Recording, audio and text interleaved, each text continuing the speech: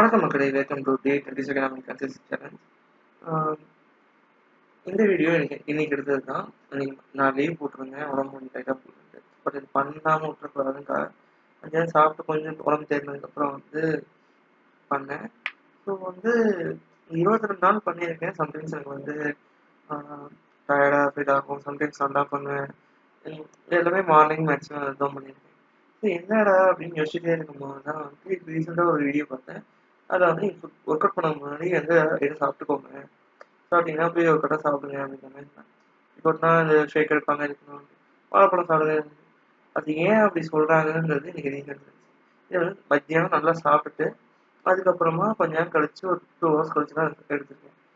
So சாப்பிட்டு ஜீரணம் பெருசாக இது ஆகாமல் தான் ஒர்க் அவுட் பண்ண போனேன். ஸோ ரொம்ப ஈஸியாக இருந்துச்சு.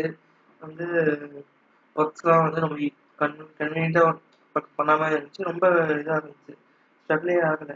என்னடா அப்படின்னு யோசிக்கும் போது தான் சாப்பிட்டது ஹெல்ப்பாக இருக்குது அப்படின்ட்டு.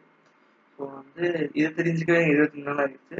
ஸோ நீங்களும் அப்படி எதாவது பண்ணுறீங்க, ஒர்க் அவுட் பண்ணுறீங்க, இது பண்ணுறீங்கன்னா லைட்டாக சாப்பிட்டு பண்ணீங்கன்னா பெட்டர்மெண்ட் இருக்கும் போல. லைட்டாக எடுத்துக்கோங்க, இது ரொம்ப ஓவராக சாப்பிட்டு அவ்வளோதான். இன்னைக்கான வீடியோ நான் ஒன்றும் பெருசாக பண்ணேன். வழக்கமான வீடியோ தான். 4 pushups, incline pushup, decline pushup இதுதான் பண்ணேன். ஸோ இதுதான் இப்போ நான் பண்ணிட்டு இருக்க ரெகுலராக எல்லாமே 20, 25, 15, 20 இதுக்குள்ளே பண்ணிடுவேன் செட்ஸ்குள்ளே. ஸோ கரெக்டாக வந்துடும்.